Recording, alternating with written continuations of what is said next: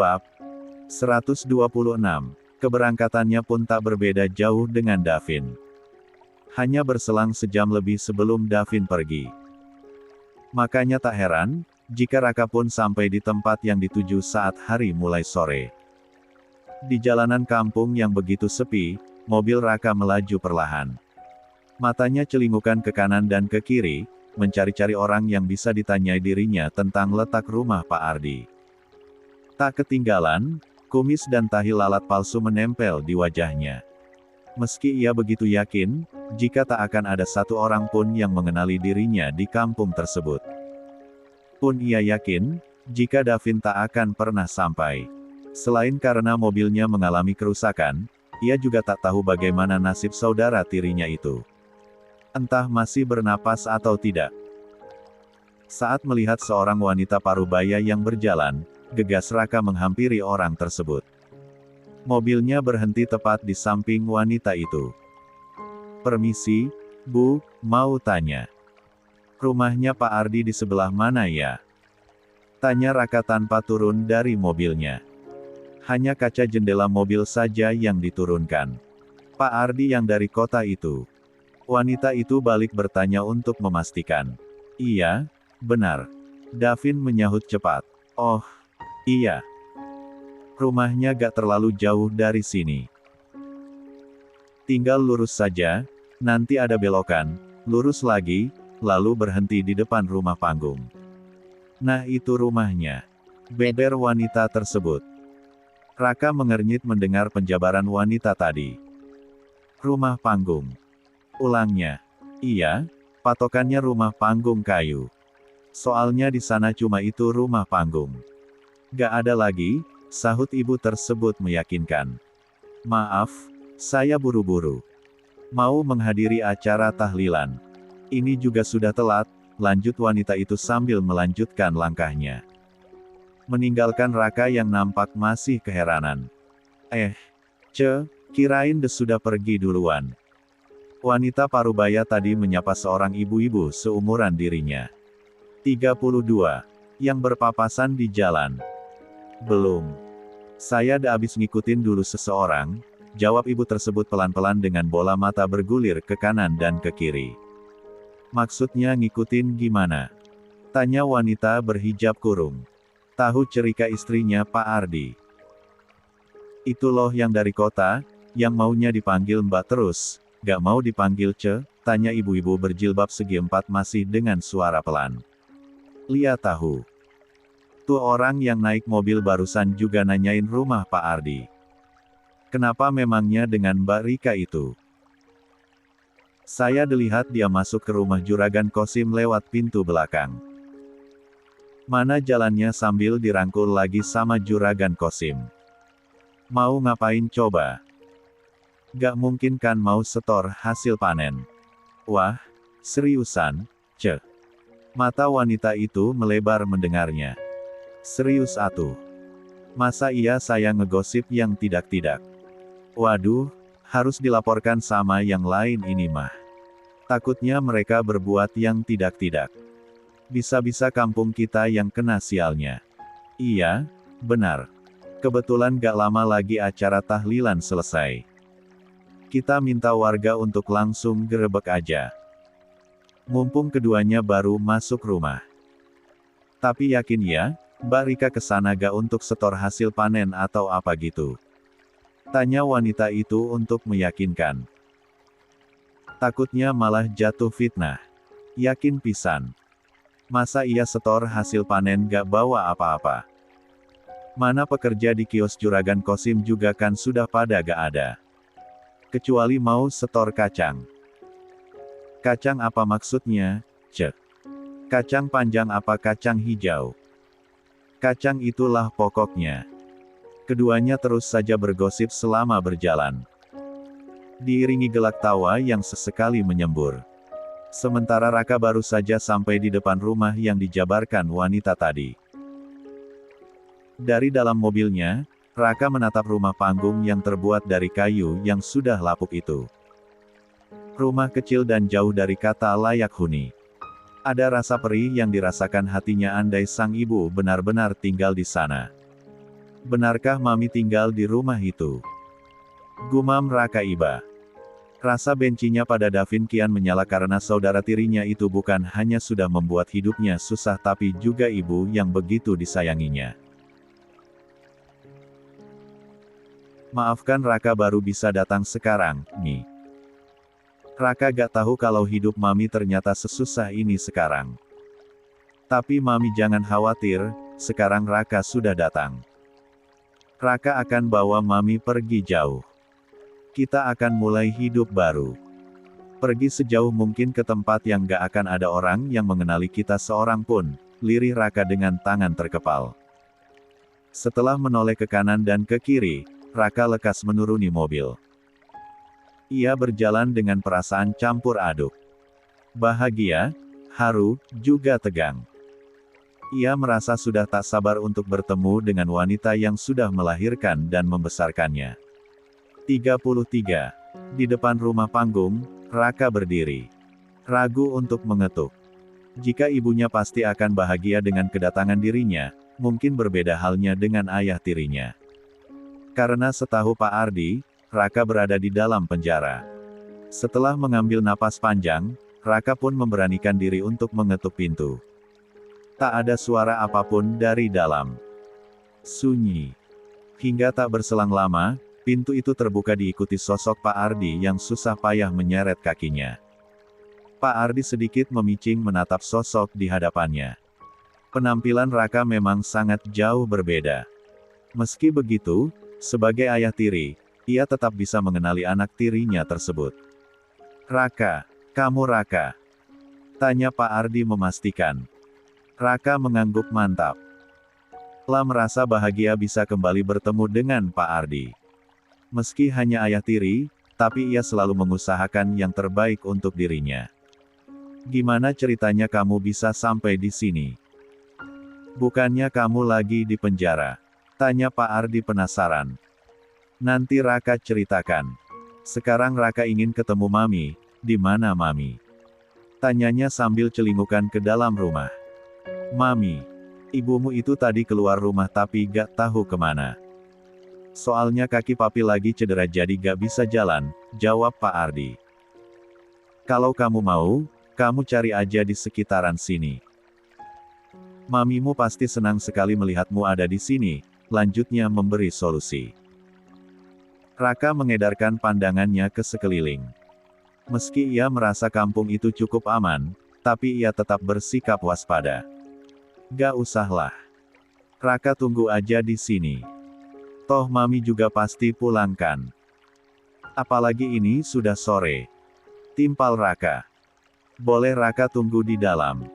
Lanjutnya. Ia ingin beristirahat sebentar meski hanya sekedar meluruskan pinggangnya. Tentu saja. Ayo masuk. Sekalian kamu ceritakan kenapa kamu bisa sampai di sini. Ajak Pak Ardi tanpa menaruh curiga sedikitpun. Raka mengangguk lalu menaiki rumah panggung tersebut. Kepalanya menunduk saat melewati ambang pintu kemudian memasuki rumah dengan tatapan tercengang. Bagaimana mungkin, seorang Ardi Mahesa yang dulunya kaya raya dan tinggal di rumah megah dengan segala kemewahannya, kini tinggal di rumah seperti itu. Tak ada apapun di dalamnya. Hanya kasur tipis yang sudah lapuk. Papi sama Mami beneran tinggal di sini? Tanya Raka tak percaya. Pak Ardi mengangguk. Alhamdulillah, setidaknya masih punya tempat untuk berteduh. Astaga, tapi ini rumah reyot sekali. Apa gak ada tempat lain yang lebih layak? Timpal Raka geleng-geleng kepala. Pak Ardi hanya terdiam. Lah bingung harus berkomentar apa. Oh, iya. Katanya mau bercerita kenapa kamu bisa sampai di sini. Apa kamu sudah bebas? Kenapa cepat sekali? Pak Ardi mengalihkan pembahasan. Ia penasaran dengan cerita anak tirinya itu. 34. Iya. Raka sudah bebas. Soalnya ini hanya kesalahpahaman. Raka tidak mengedarkan barang itu, elak Raka dengan sedikit terbata. Ia bahkan tak berani sekadar menatap mata Pak Ardi. Boleh Raka rebahan sebentar. Sambil menunggu kepulangan Mami. Soalnya setelah Mami datang, Raka mau minta izin untuk membawanya beberapa hari. Raka kangen Mami, lanjut Raka. Tentu saja.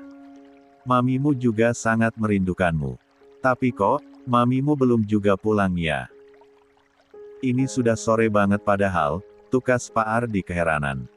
Pun tak biasanya istrinya tiba-tiba menghilang seperti itu. Sementara di tempat berbeda, Juragan Kosim yang baru selesai mengajak Rika berbincang hangat sebelumnya sambil menyelipkan rayuan gombal khas tua-tua keladi, mulai melancarkan aksinya. Dia yang awalnya duduk di hadapan Rika yang masih nampak takut-takut dan sedikit tegang, kini berpindah ke sisi wanita itu dengan posisi sangat mepet. "Jangan, Tuan. Saya takut." Rika menahan wajah Juragan Kosim yang hampir nyosor pada dirinya. "Takut kenapa?" Tanya Juragan Kosim sambil membelai lembut pipi Rika. "Toh cuma ada kita berdua di rumah ini," lanjutnya merayu. "Saya takut tiba-tiba ada yang datang." Timpal Rika dengan jantung terasa berlompatan. "Gak akan. Kamu tenang saja. Nikmati saja kebersamaan kita sekarang. Setelah ini, kamu boleh minta apa saja yang kamu mau," balas Juragan Kosim seraya mulai menyapukan birnya yang menghitam akibat kebanyakan mengkonsumsi nikotin itu ke pipi Rika. Tubuh Rika langsung terasa meremang. Bayangan uang banyak yang mulai menari-nari di benaknya, menggelapkan segalanya. Hingga ia pun pasrah pada setiap perlakuan Juragan Kosim. Pada setiap sentuhan laki-laki hampir sepuh tersebut yang terus-menerus memburu setiap jengkal badannya. Tangan pria itu mulai menjelajah beberapa tempat. Melepaskan baju yang digunakan Rika satu persatu dengan tak sabaran. Hingga dalaman wanita yang usianya tak lagi muda itu mulai nampak. Tentu saja hal itu membuat gairah Juragan Kosim semakin tak terkendali. Sementara di luar sana, para warga yang baru saja mengikuti tahlilan, mulai berkumpul di depan rumah Juragan Kosim dengan senyap. Tentu saja mereka sudah diberi kabar oleh ibu-ibu paruh baya tadi. "Sud, jangan berisik. Kita pastikan dulu apa yang sedang mereka lakukan di dalam," kata seorang bapak-bapak begitu pelan seraya meletakkan telunjuknya di bibir. Warga yang sedang berkumpul dengan geram itu mengangguk. Tiba-tiba saja salah seorang dari mereka melihat tangga yang terbuat dari kayu di samping kios. "Coba intip pakai itu," titahnya sambil menunjuk tangga kayu tadi. Seorang bapak mengangguk lalu lekas menyenderkan tangga kayu itu di bagian samping rumah yang ada kaca atasnya. Meski kaca itu ditutup tirai, tapi ada sedikit celah untuk mengintip. Mata bapak-bapak yang menaiki tangga itu langsung melebar melihat pemandangan di dalam sana. Di mana Juragan Kosim hampir melepas semua pakaian yang melekat di badan Rika tanpa terkecuali. Lekas bapak-bapak itu mengeluarkan ponsel lalu mengambil gambar tersebut. Setelahnya ia buru-buru turun dengan tergesa. "Mereka sedang mesum," lapornya pada warga lain sambil memperlihatkan hasil tangkapan kameranya tadi. 35. Astagfirullah. Kita gak bisa biarkan. Ayo kita gerebek. Ajak seorang laki-laki yang usianya masih lumayan muda. Para warga itu pun langsung menggedor gerbang kios yang terbuat dari kayu sambil berteriak. "Buka, buka atau kami dobrak." Rika yang berada di dalam rumah itu membulatkan matanya mendengar suara-suara itu. Suara teriakan yang kini diikuti beberapa suara benda yang mendarat di gerbang karena lemparan warga. "Astaga, Juragan. Sepertinya banyak orang di luar," pekik Rika dengan wajah pias. Ia yang kini hampir tak mengenakan apapun di badannya mulai gemetar karena ketakutan. Pun dengan Juragan Kosim. Belum sempat ia mereguk hal indah yang sudah diidamkannya, malah keburu didatangi warga. Terlebih saat mendengar kelakuan para warga di luar sana yang semakin brutal. "Bagaimana ini, Juragan?" tanya Rika kian panik. Juragan Kosim terdiam 1000 bahasa. Hanya wajahnya saja yang semakin memucat. Hingga tiba-tiba sebuah ide melintas di kepalanya. Dengan langkah cepat, Juragan Kosim berjalan menuju pintu depan. Juragan mau kemana? Tanya Rika sambil memungut celana kulot yang beberapa menit lalu baru ditanggalkan. Juragan Kosim tak menyahut. Lekas ia membuka pintu lalu melangkah cepat menuju gerbang. Khawatir gerbangnya itu keburu roboh oleh warga. Juragan Kosim akhirnya membuka gerbang itu sembari memasang wajah sendu. Menatap ciut pada puluhan warga yang memandang dirinya dengan tatapan menghakimi. Tenang, harap tenang semuanya. Tutur Juragan Kosim lantang. Saya bisa jelaskan. Istri orang kota itu tiba-tiba datang ke sini, katanya untuk meminjam uang karena suaminya sedang sakit. Saya menyambutnya dengan baik dan ramah. Ternyata, di dalam, dia malah mencoba menggoda dan merayu saya, ungkap Juragan Kosim dengan hati penuh senyuman. Ia berpikir tak apa mengorbankan nama baik orang lain, yang penting nama baiknya sendiri tetap terjaga. 36. Juragan Kosim masih berusaha untuk menenangkan warga yang berkumpul di depan rumahnya. Ia berkali-kali meyakinkan para warga bahwa ia hanya korban rayuan Rika. Benar begitu, Ce. Beberapa warga menatap wanita parubaya yang memberi laporan tadi. Karena hanya dialah satu-satunya saksi mata yang menyaksikan awal mula kejadian itu. Wanita parubaya itu nampak bingung dan serba salah. Apalagi saat ia menyadari jika ia sedang ditatap dengan begitu lekat oleh Juragan Kosim. Bagaimana tidak, selama ini dia menggantungkan hidupnya dari bekerja di lahan Juragan Kosim. Kalau untuk pastinya sih saya gak tahu. Yang saya lihat, cuma Mbak Rika itu digandeng masuk oleh Juragan Kosim ke dalam rumahnya, jawab wanita itu takut-takut. Itu karena saya berusaha menenangkan dia. Datang-datang Mbak Rika nangis dan seperti ragu untuk meminta tolong. Akhirnya saya bantu papa dia untuk masuk ke dalam rumah agar lebih tenang. Begitu. Saya berani bersumpah kalau saya juga hanya korban. Juragan Kosim masih mencoba mengelak. Terlebih kini ia mulai berani mengatakan sumpah palsu demi kepentingan dirinya sendiri. Sementara Rika yang mencuri-curi dengar di dalam, menulai terisak. Selain malu yang tiada taraf, ia juga sakit hati karena fitnahan Juragan Kosim. Wanita kota itu masih ada di dalam. Lebih baik kalian bawa pada suaminya. Biar suaminya mau mendidik dia dengan baik dan gak lagi menggoda suami orang. Titah Juragan Kosim sambil membuka gerbang lebar-lebar. Heh, Rika, keluar kamu. Mau keluar sendiri apa disusul ke dalam? Teriak seorang ibu-ibu kencang. Astaga, bagaimana ini? Gumam Rika dengan tubuh gemetaran. Air matanya sudah basah membanjiri kedua pipinya. Rika. Panggilan yang kembali melengking membuat Rika akhirnya melangkah pelan. Mau tak mau, ia harus muncul di hadapan warga sekaligus ingin menginformasi fitnah yang dituduhkan Juragan Kosim padanya. Dasar gatal. Udah tua tapi kelakuan gak tahu diri. Gak sadar umur, Ce. Usir aja, usir. Nanti dia godain suami orang lagi. Suara-suara sumbang nan nyaring itu membuat telinga Rika semakin terasa berdenging. Ia menunduk dalam saat mulai melangkah keluar rumah. Menyembunyikan wajahnya yang menahan malu. 37. Akhirnya keluar juga. Masih punya muka juga rupanya. Beberapa warga pun mulai melempari Rika dengan benda yang ada di dekatnya, seperti ranting kecil, botol bekas jajanan anak, dan kerikil kecil. Sontak Rika pun menghalangi benda-benda itu dengan kedua tangannya.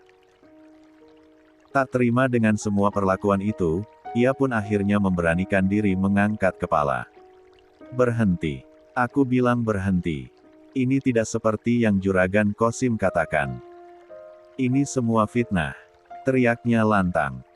Bukan aku yang merayunya tapi dia yang merayuku, lanjut Rika sambil menunjuk Juragan Kosim. Terus kenapa kamu datang ke sini diam-diam? Mana lewat jalan belakang pula? Tanya Juragan Kosim ingin menyudutkan. Itu karena Juragan yang minta, jawab Rika. Tapi tega-teganya Juragan malah membalikkan keadaan dan memfitnah saya, lanjut Rika begitu emosional. Aku memang pernah bilang, kalau kamu butuh bantuan, kamu bisa datang saja ke sini. Tapi bukan begini caranya. Kamu kan bisa datang siang-siang waktu para pegawai saya masih ada. Bukan datang diam-diam lewat jalan belakang. Jadinya sekarang seperti ini kan, sangkal Juragan Kosim masih dengan fitnahannya yang kuat. Astaga, Juragan. Kan Juragan sendiri yang bilang tadi pagi, agar saya datang ke sini sore ini, cecar Rika tak terima.